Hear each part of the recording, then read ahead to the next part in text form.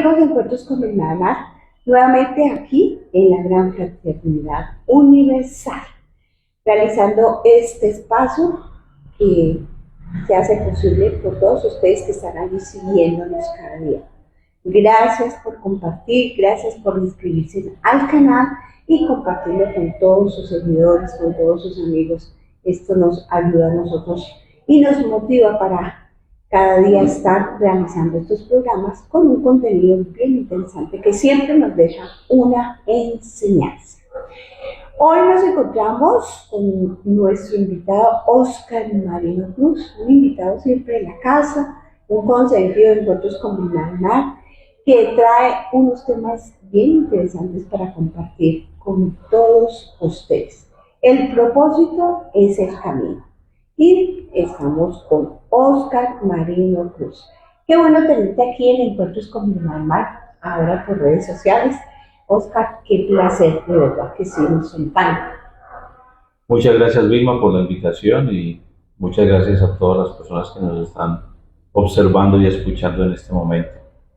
Bueno, hoy es un día muy especial, hoy es 11/11. La gente argumenta en YouTube y en las diferentes redes, se encuentran muchos conceptos y rituales para este día. Pero lo más importante es saber que días tan especiales como 11/11 son portales energéticos donde nos conectamos con nuestro corazón y hacemos una conexión del corazón de nuestro corazón con el corazón de Yahweh, con el corazón del universo, con el corazón del Padre Eterno. Entonces cada uno lo hace como quiere, pero que sepamos, que sintamos estas energías de ascensión, que es lo más importante. Bueno, tus temáticas, Óscar, son basadas en un curso de milagros. Cuéntanos un poquito de ello. ¿Qué haces a través de Zoom? Lo que manejas en tus redes, la temática que siempre has estado allí buscando que a través del curso de milagros la persona y tus seguidores tengan un poco más de conciencia. Ok, Vilma. Bueno, un curso de milagros es un camino que nos ayuda a encontrarnos con nosotros mismos.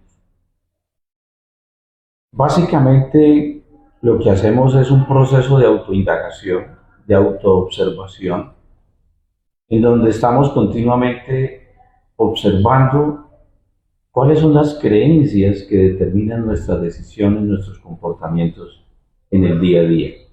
Ahorita que hablabas del 11/11, y respeto todas las creencias, una de las cosas que nos invita este camino es el de aprender a liberarnos de todas estas creencias, porque en muchas ocasiones se nos convierten en una muletilla que cuando no existe la creencia o no existe el ritual, creemos que el mundo se nos puede acabar. El propósito es el camino. Y es una afirmación que suelo repetirme mucho para mantenerme centrado. Casi siempre las personas preguntan ¿cómo hago? ¿Cómo logro? ¿Cómo debo realizar esto o aquello? Y estamos muy enfocados en encontrar unos métodos mágicos tipo redes sociales con resultados inmediatistas. Y en estos caminos no, al menos yo no lo conozco. Cuando uno establece un propósito en la vida, el cómo empieza a surgir. De hecho, como anécdota, ahora que venía hacia el sitio, yo te llamé porque no encontraba la dirección. Este sector no es fácil encontrar las direcciones. Pasé por la otra calle, pregunté y me dijeron, es más arriba. Fui por allá y me estaba perdiendo y dije, no, yo más bien me devuelvo a mi sitio de conocido. Y resulta que cuando me estoy devolviendo encuentro la dirección. Entonces, yo lo que invito a las personas es, cada que nos levantemos, recordemos nuestro propósito. Y en la medida en que nuestras actividades diarias estamos trabajando, estudiando o de placer, como sea, siempre estemos preguntando ¿para qué? ¿Para qué hago esto? ¿Para qué creo en esto? ¿Para qué? ¿Para qué? ¿Para qué? ¿Qué se le asemeja a tal situación? Claro, desde esa pregunta empiezas a encontrar respuestas, el universo te responde. Totalmente de acuerdo, porque este propósito en el camino es tan individual como nosotros.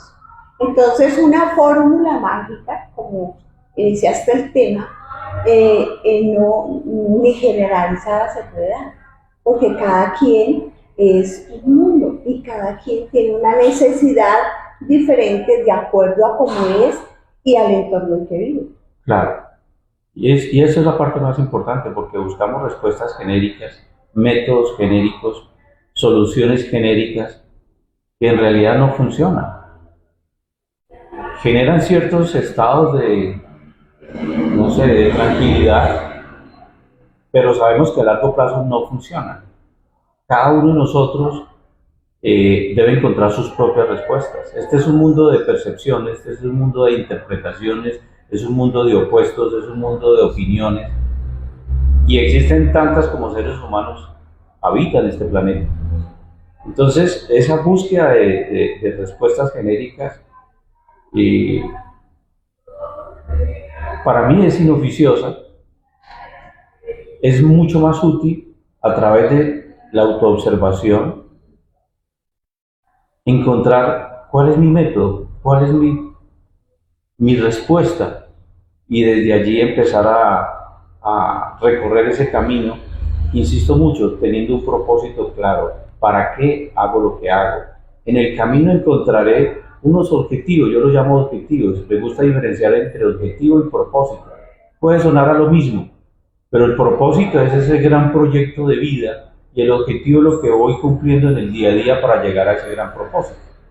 Entonces, por ejemplo, si tomo mi carro para ir a Bogotá, mi propósito es llegar a Bogotá. Total. Pero mi primer objetivo es pasar por Palmira si sigo esa ruta. Claro. El siguiente objetivo es llegar a Buga y así sucesivamente.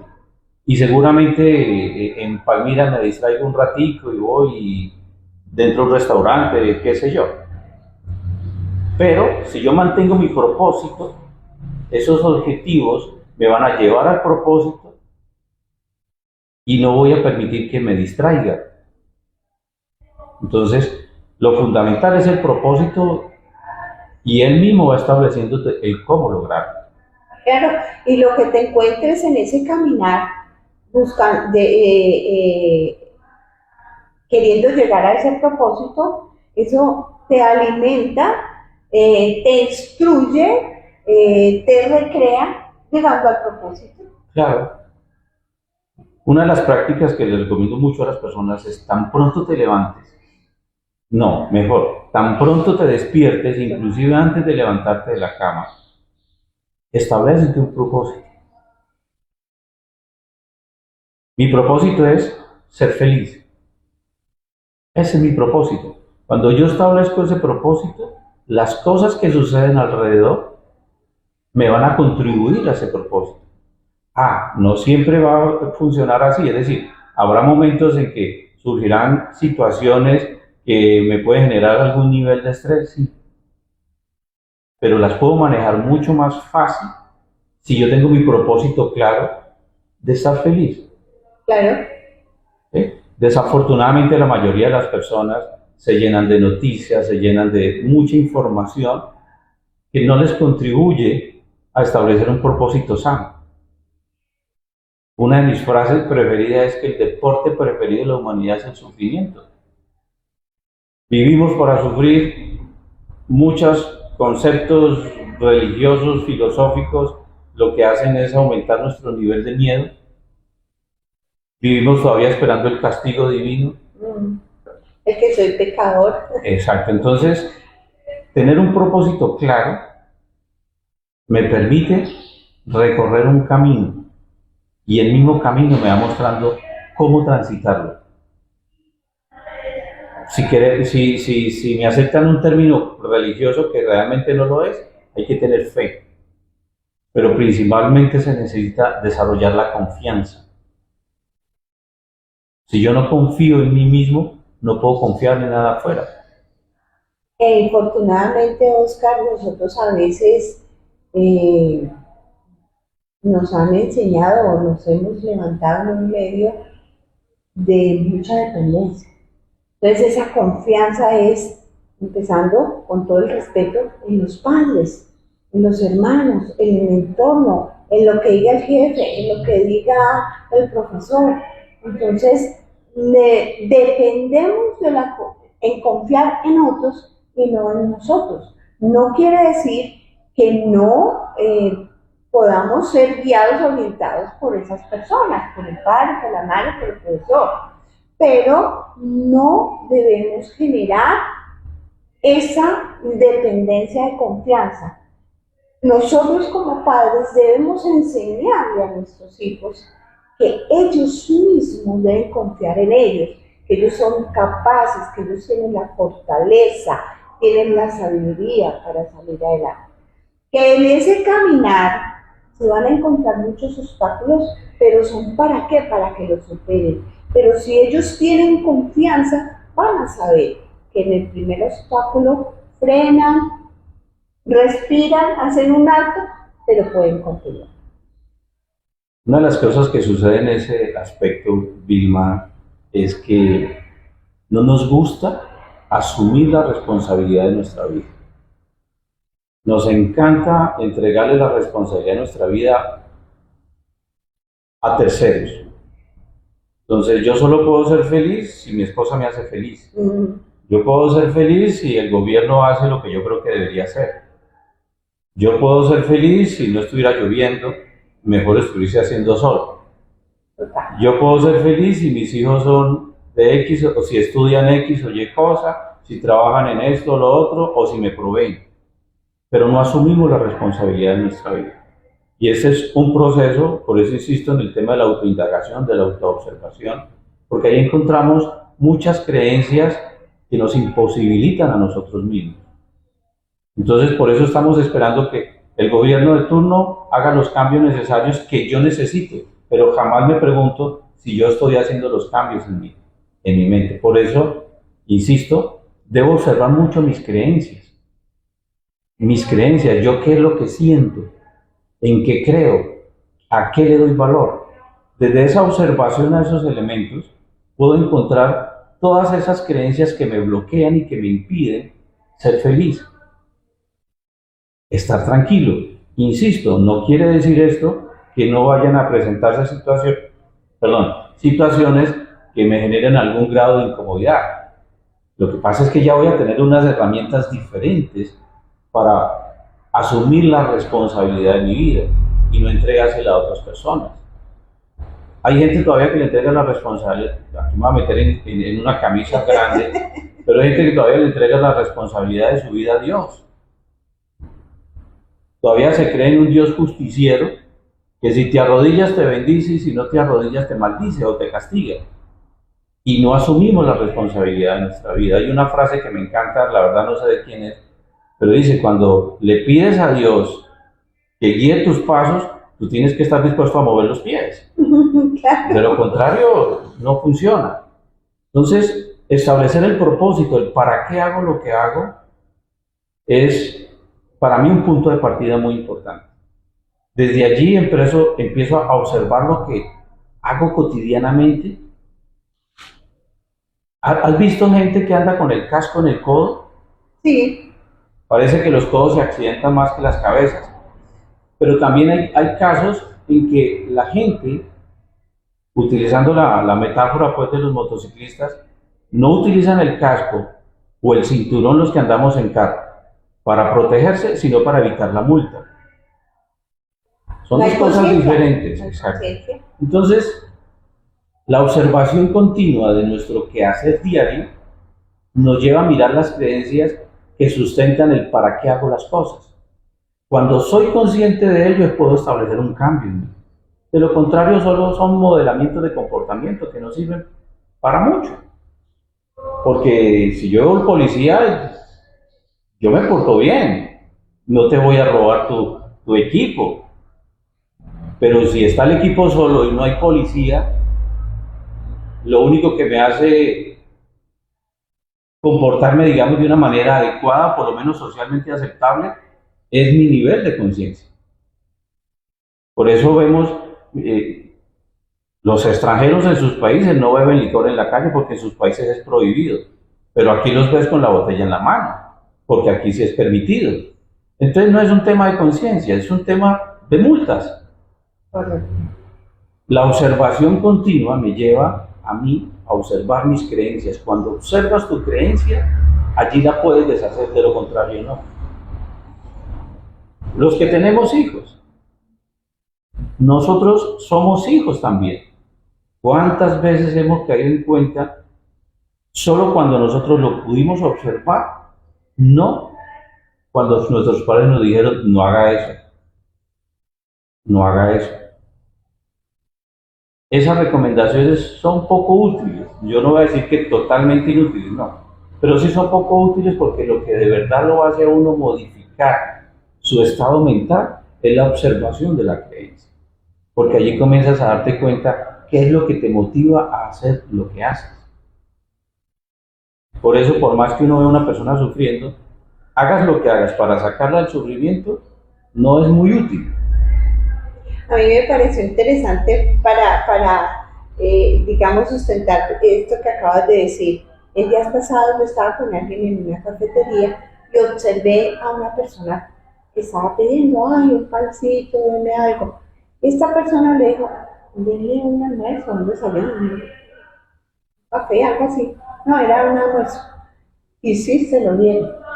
Recibió el almuerzo y siguió, como que el hecho de tener ya ese almuerzo en la mano le dio más fuerzas para seguir pidiendo. Iban tanto la gente, ay, deme, ay, deme. Entonces yo me puse a observar y es tan claro lo que acabas de decir, uno no le cabe el sufrimiento a esa persona. Y también se puede estar metiendo en cosas que no nos corresponden, porque si esa persona necesita vivir esa experiencia de vida por A, B o C razón, que solamente su ser interior sabrá cuál es su propósito, pues yo estoy dejando que viva esa experiencia y metiéndome en ese libre albedrío que todos tenemos. Lo que pasa es que tenemos que aprender a desarrollar la conciencia de que lo que estamos tratando de hacer para el otro, realmente lo estamos haciendo para nosotros mismos.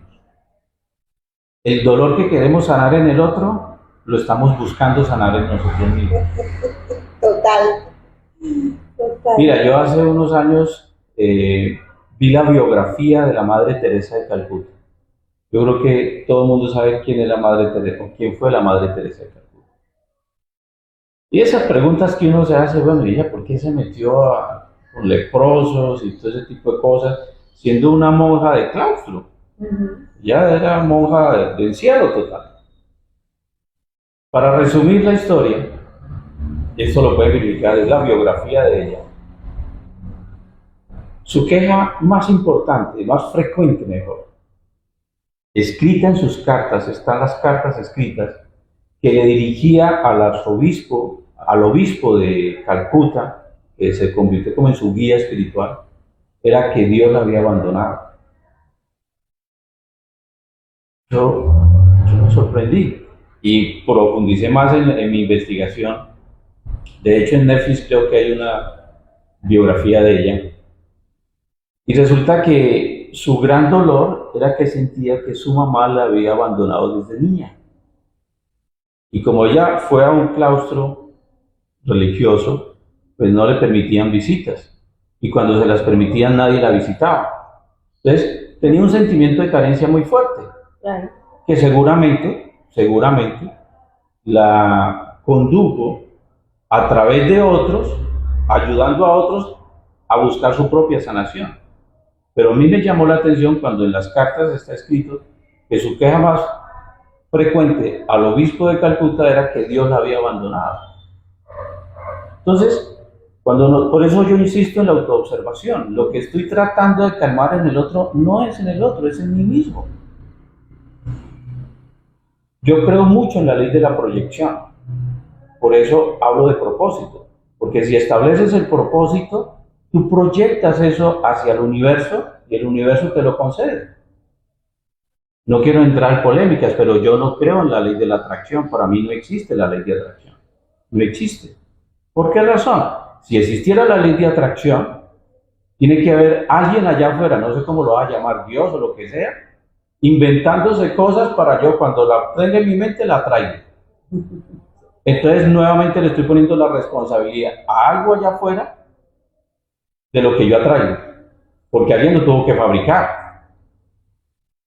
¿Cierto? Yo creo en la ley de la proyección. ¿Qué dice la ley de la proyección? Mi mente fabrica lo que quiero ver. Si yo te muestro un objeto y lo puedes identificar, ¿por qué lo puedes identificar? Porque lo estoy viendo. Porque primero está en tu mente. Claro. Sí, claro. Si no existiera en tu mente, si yo te muestro estas gafas, por ejemplo, pero tú nunca las has visto, puedes tenerlas en tu mano, tocarlas y esto, no lo vas a identificar. Lo que identificas es porque está en tu mente. El cómo se sembró en tu mente, eso lo podemos mirar en otro programa. Claro. Pero es la ley de la proyección. Yo proyecto, por eso, si yo establezco mi propósito de vida, el universo te va encaminando para que lo logres. No te lo puso allá para que algún día que lo pienses, porque entonces el que tiene cáncer, ¿quién puso el cáncer para que lo atraiga? ¿O será que a través de nuestros estados mentales producimos esos estados? Yo siempre recuerdo de niño en la finca de los abuelos, en una curva, supuestamente asustaban, porque uno se asomaba de noche y había algo que lo llamaba a uno.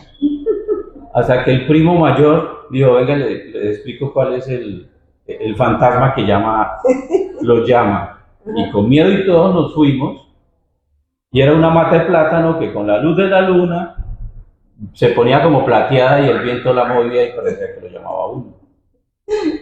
Cuando nos acercamos a nuestras creencias, aún desde el miedo, las podemos deshacer. Claro. De lo contrario, no. Si yo no hubiera visto esa mata de plátano en ese día, todavía creerías que asustaba. Exacto.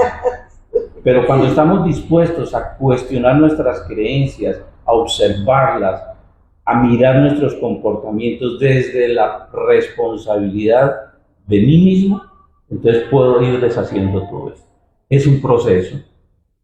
¿Es fácil? No, no es fácil. No, para nada. ¿Y sabes qué es lo que lo dificulta? No que el hecho como tal sea difícil o muy sufrido, lo que sea, no. O complicado. Lo que lo dificulta es nuestra resistencia a cambiar. No queremos soltar nuestras creencias. Los abuelos lo decían, es mejor malo conocido que bueno por conocer. No queremos soltar nuestras creencias. No estamos dispuestos a escuchar para entender, sino que escuchamos para responderle al otro. Muchos de nuestros conflictos es por eso. Con la pareja. Ni siquiera la dejamos terminar qué es lo que nos quiere decir y en la mitad del camino ya estamos respondiendo. No, pero es que eso no es lo que le iba a decir. Ah, bueno, entonces ahora sí que iba a decir. Sí. Y ya se genera el conflicto. Y ya el conflicto. el malentendido. Exacto. Entonces, observemos todos nuestros comportamientos. A mí me gusta mucho, y tal vez de lo poco que se me quedó en mis clases de filosofía en el colegio, la duda razonable de don René Descartes, que es muy diferente a la duda maliciosa. La duda maliciosa empieza porque te juzgo considerando que lo que me dices es mentira. La duda razonable me invita a investigar lo que me estás diciendo, pero cuestionando mi creencia con respecto a lo que me dices. Me dices, por ejemplo, Oscar, es que yo pinté ese cuadro. Mi duda maliciosa, ¿qué va a ser pintora? Exagerada. Mi duda razonable me lleva a investigar cómo lo hizo. No conocía esa cualidad tuya. No te conocía esa habilidad, etc. Entonces, desde la duda razonable, yo cuestiono mis creencias y desde esas creencias encuentro el sentir que sembró la creencia. Yo siento, establezco una creencia y la creencia determina mis decisiones, mis comportamientos. Bueno, Oscar, interesante. Aquí nos podemos quedar el resto del tiempo con esta explicación y esto que comparte Oscar con todos los seguidores de Encuentros con Vilma Alemán. ¿Qué mensaje les dejas a nuestros seguidores, tus redes, donde te pueden ubicar, para que estén pendientes todos los que quieran seguir estos propósitos del curso de milagros? Bueno, mis redes en Facebook me encuentran como OM Oscar Marino Cruz, en Instagram igual, OM Oscar Marino Cruz. Hay un canal en YouTube que poco alimento, pero ahí hay algunas cosas interesantes. También como OM Oscar Marino Cruz. Y el mensaje es: cuestionen sus creencias, hagan ese proceso de autoobservación, de autoindagación, desde la duda razonable que nos permite mirar absolutamente todo como una posibilidad de aprendizaje. Después de que aprendemos muchas cosas, empieza el verdadero camino, que es el desaprender. Totalmente de acuerdo. Así que, muchas gracias. Gracias a ti. Y a ustedes, amables seguidores, recuerden que ya están las inscripciones abiertas para que separen su cupo. Nos vamos para el alta en diciembre 17. Ya saben que las primeras 20 personas tienen 2 clases de yoga totalmente gratuitas. Y allí vamos a hacer algo bien interesante, un taller práctico de sanar con nuestro papá, nuestra mamá, nuestro niño interior, una hidroterapia, limpieza y equilibrio de los centros energéticos. Pueden separar su cupo al 320-529-6161, 312-246-7433. No olviden que es un paquete con todo incluido, con refrigerio al llegar, almuerzo y refrigerio cuando salgamos. Esperamos que se inscriban, no se queden por fuera de este programa tan interesante. Gracias por estar con nosotros, gracias por compartir este canal, por inscribirse, y los esperamos para un nuevo encuentro. Ustedes son Luz Escándalo.